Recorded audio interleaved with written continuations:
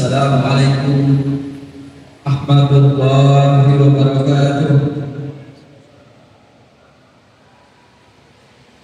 Alhamdulillahilladzi anzala as-sakinata fi qulubil mu'minin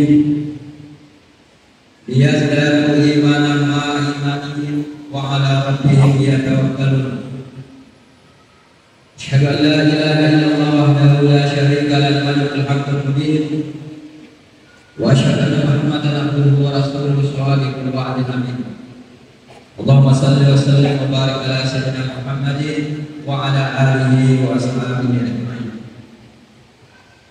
Qala Allah ta'ala fil Qur'anil Karim, a'udzu billahi minasy syaithanir rajim. Wal yakhshal ladzina law taraku min khalfihim dzurriyyatan dhi'afan khafu 'alaihim falyattaqullaha wal yaqulu qawlan sadida. Ma'asyiral muslimin dan muslimat rahimakumullah. Alhamdulillah, pada malam hari ini kita dapat mengisi bulan suci Ramadan ini dengan berbagai amaliyah. Tentu karena bulan suci Ramadan ini adalah bulan yang istimewa, maka sudah sepantasnya dan kita juga memberikan sikap-sikap yang istimewa.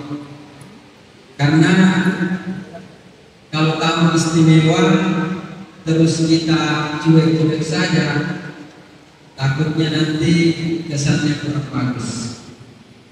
Oleh karena itu, ini malam ke-6, mari kita melakukan muhasabah. Apakah kita sudah melakukan sesuatu yang istimewa atau masih biasa-biasa saja?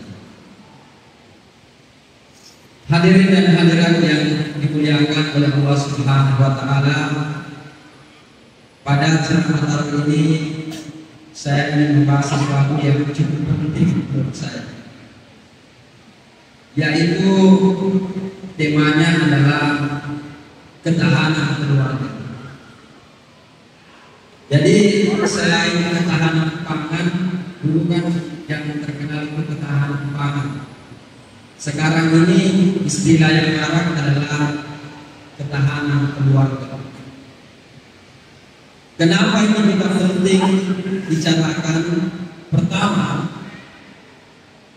dari 6.236 ayat Al-Quran, dan jumlah ayat Al-Quran itu 6.236 ayat, 30 juz, 114 surah.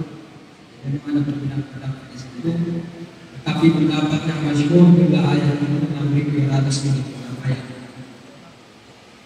Dari 6.000 ayat itu banyak sekali ayat yang bicara tentang keluarga. Apakah itu ayat pernikahan? Apakah itu ayat perwalian? Ayat nasab? Ayat warisan? Sampai ayat perceraian ada semua dalam Al-Quran. Bahkan sampai lahir satu disebut ilmu ahwal syakhsiyah, hukum-hukum keluarga, hukum kekeluargaan Islam. Begitu pentingnya hukum-hukum keluarga dalam syariat Islam.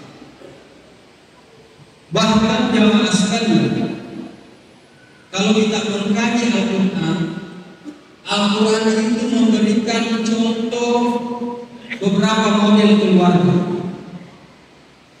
Model yang pertama, suaminya durhaka, istrinya juga durhaka. Ini diwakili oleh keluarga Abu Lahab. Sampai ada surahnya, tabbat yada Abi Lahab wa tab. Suami istri dua-duanya durhaka, menghalangi dakwahnya Rasulullah SAW. Itu model, satu model. Model yang kedua, suaminya durhaka, tapi istrinya soleh. Ini diwakili oleh Fir'aun. Fir'aun ini banyak istrinya, tapi ada satu istrinya yang saleh, yaitu Asy. Ini satu model juga. Suaminya luar biasa dan durhakanya, bahkan sampai dia mengaku sebagai Tuhan. Tapi dia punya istri saleh.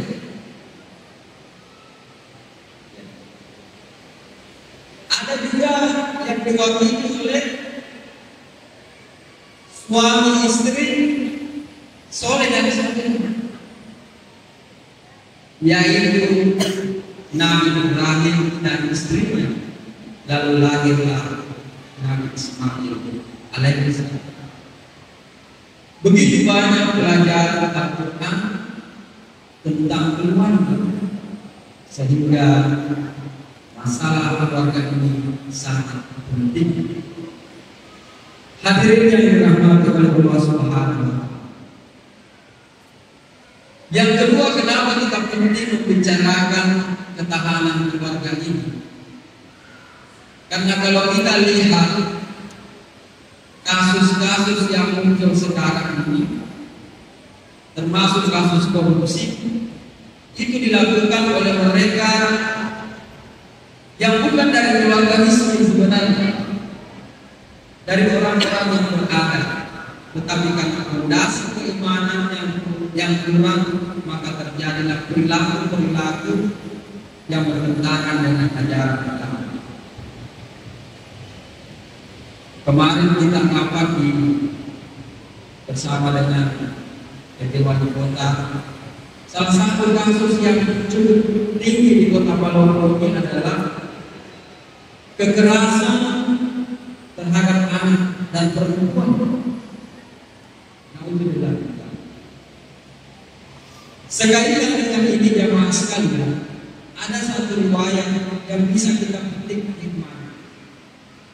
Jadi ada seorang bapak mengadu kepada Khalifah Umar bin Khattab. Wahai Khalifah, ini anak saya nakal sekali sampai saya diburu sama anak saya. Wah, orang ajar sekali mana anaknya, kata Khalifah, panggil di sini. Dipanggil sang anak menghadap, ditanya. Lalu anaknya protes. Wahai Khalifah, boleh saya protes? Boleh. Apa hak seorang anak dari orang tua?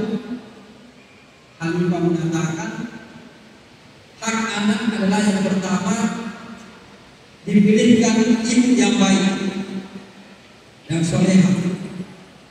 Yang kedua diberi nama yang baik, dan yang ketiga diajarkan Al-Quran.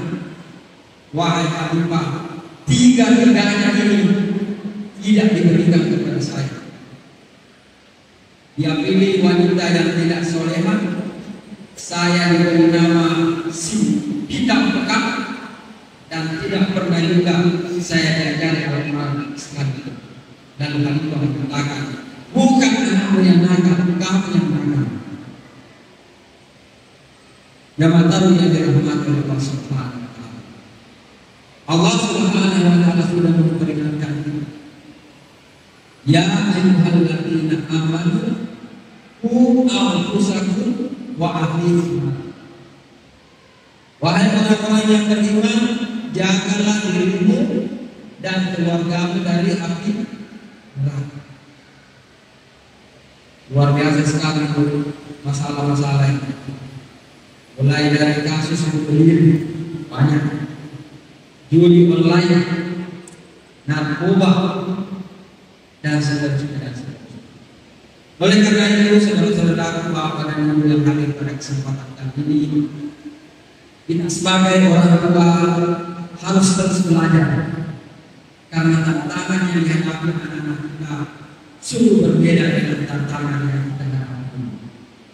Sebagai orang tua kita harus belajar agar mampu memberikan teladan yang baik kepada anak-anak kita. Ingatlah firman Allah Subhanahu wa Ta'ala dalam surah An-Nisa. Wa yakhsha alladziina law taraku min khalfihim dhurriyyatan dha'afan khafu 'alaihim falyattaqullaha wa yaqulu qawlan sadida.